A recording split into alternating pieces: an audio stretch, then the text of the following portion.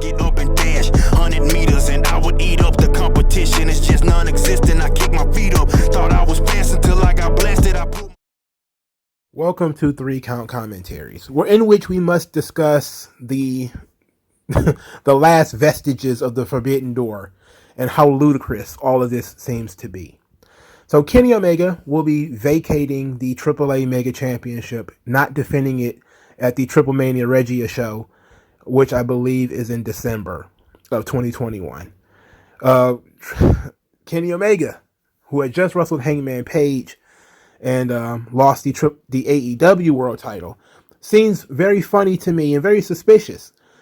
Kenny Omega is now too injured to wrestle Vikingo, who was his opponent in AAA, while he was perfectly in good enough spirits, let's say, to wrestle Hangman Page for AEW. We were told at the beginning of this Forbidden Door thing that Kenny Omega was the new Ric Flair, and that as the new Ric Flair, he was going to be traveling to all the different territories, winning their belts and beating their top guys, making their top guys look as good as they can possibly be. That's what we were told. That's what it was sold to us. And here it is, November 2021, and Kenny Omega has put over nobody, has done nothing for either of these companies. AAA, as a company, doesn't really even care about championships. They really don't. So this not having the Mega Championship doesn't really bother them that much. We care more about it in America and the United States and Canada, whatever, in Europe, whatever, because we see belts as being something that matters. In Mexico, it's a nice to have, which makes this exceptionally weird to me that Kenny Omega is like, oh, I got to have surgery, so I'm going to give up the belt. You could have kept the belt, had your surgery, and then came back and did the job. You chose not to.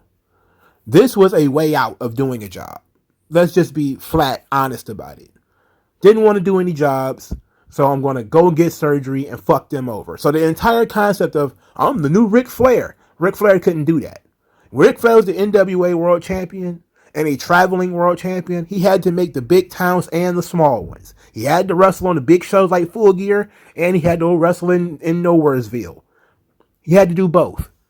He had to go put over their guys. I'm not saying he had to go lose to them, but put over doesn't necessarily mean lose to, right?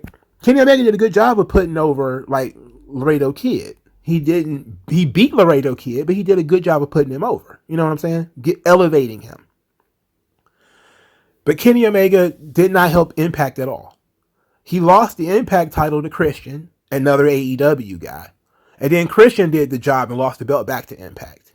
During that entire time, Impact's TV ratings went down. The pay-per-view went up, especially at first. When the Forbidden Door idea first started, it went up. But then I stopped hearing that they started doing record buys for their pay-per-views. I didn't hear that anymore. So they got an initial spike when Omega was first there. And then they got, it teetered off. But the TV ratings fell off a goddamn cliff when Omega was champion. In Mexico, there is no legal way to watch Triple Mania in Mexico. So everyone probably watched Lucha Blog, his stream of the match in Mexico, and probably only watched that match with him and Andrade. So how did it really increase business in Mexico? I don't know. Did it? I think it was on free TV. I think they do these big shows on free TV in Mexico or on cable. I'm not sure how that works. But did they sell any extra tickets with Kenny Omega being there? I don't know. It's negligible how he benefited business in Mexico. So you have to ask the question, like, how did they benefit? He didn't put over any of their top guys. Business likely didn't increase by that much, if it did increase at all. Only thing it benefited was AEW. It made them seem like, oh, we're helping all these smaller promotions. Kenny Omega's a big star. He's going to go around the world being this huge superstar. What belt is he going to capture next, guys? And none of that occurred. None of that occurred. That was what sold the Forbidden Door on everybody, is Kenny Omega's going to pop up at GCW and win the GCW world title maybe. Or he's going to show up at here and he's going to win that world title maybe. None of that occurred. And then all these guys did these jobs for Kenny Omega. No, he did nothing for nobody else. He pulled a Shawn Michaels. He lost his smile. He got to have knee surgery. oh, I got popped for roids or whatever the fuck. I don't want to give up the belt. In the old days, you won it in the ring, you lost it in the ring. All the politics are behind the scenes, or oh, I need to go have surgery. Yada, yada. Buddy Rogers had a fucking heart attack and still got in the ring against Bruno Sammartino and lost the belt in 2 seconds. He had a fucking heart attack and still defended the title. I'm sorry, Kenny Omega, there's no excuse. He had some time between the match with Hangman and the match with Vikingo. And if it was absolutely necessary that he had to have the surgery, he could have just said, all right, we'll put it off. Vikingo will be the first guy I wrestle when I come back. I'll drop the belt to him. Period. And just let it be that. Sure, you're still canceling this match because he has to have surgery. If it was an emergency. But if it's not an emergency, he could have went in there and did a job in 4 or 5 minutes and then made the guy look great. Most people most other wrestling fans wouldn't have given a shit and would have known Kenny Omega was hurt and this was not a big deal. And Vikingo still beat Kenny Omega. That's still a great win for him, but Kenny Omega was hurt and maybe we could build up to a rematch or something like that later. But no, this was awful, man. This helped nobody. Furthermore, FTR, the AAA Tag Team Champions, also under contract to AEW, will also not be showing up at some AAA tapings. Huh? How is AAA benefiting at all from this stuff, man? AAA and Impact are just being used to increase and to pacify fans who are grumbling about the AEW talent. People have been grumbling about FTR and how FTR isn't doing anything. And so they gave them these belts and saying, oh, look, that we gave them belts. They beat our tag team champions. They beat the Lucha Brothers. Oh, well, that's great. The Lucha Brothers, AEW guys, did jobs to FTR, AEW guys. Just like Kenny Omega, I'm one of those people who say he should have dropped the belt to Andrade. I don't know the ins and outs of that. There are some people who know a little bit more about it than I do. They have said that some people have said that AEW pulled the cord when Conan wanted to put the belt on Andrade.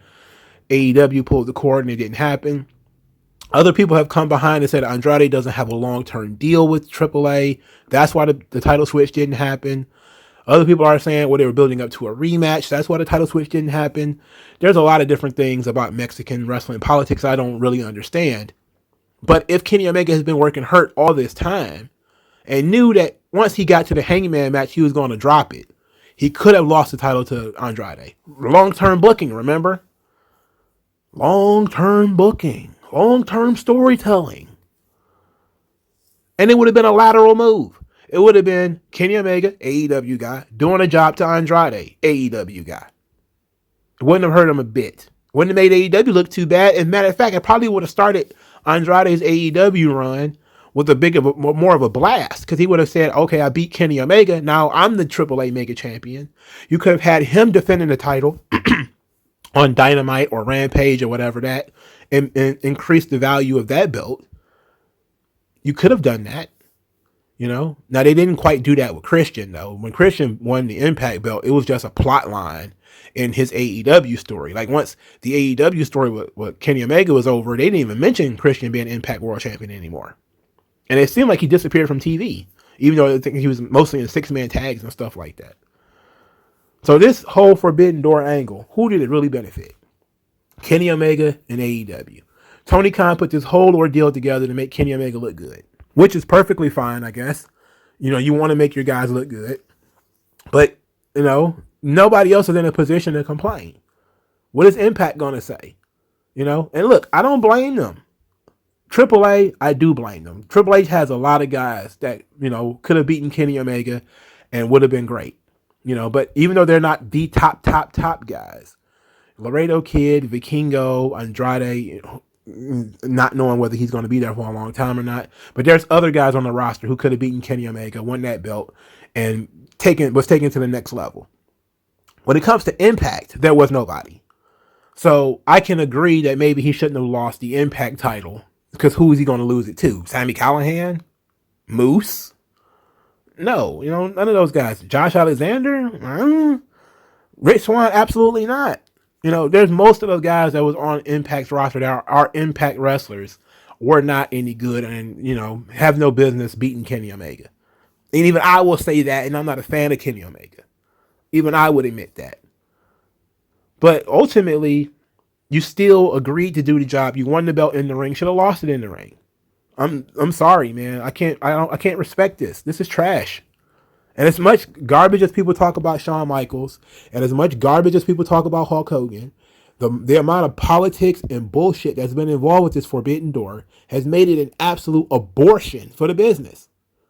Oh, it was supposed to help the business. Did it really? Did it really?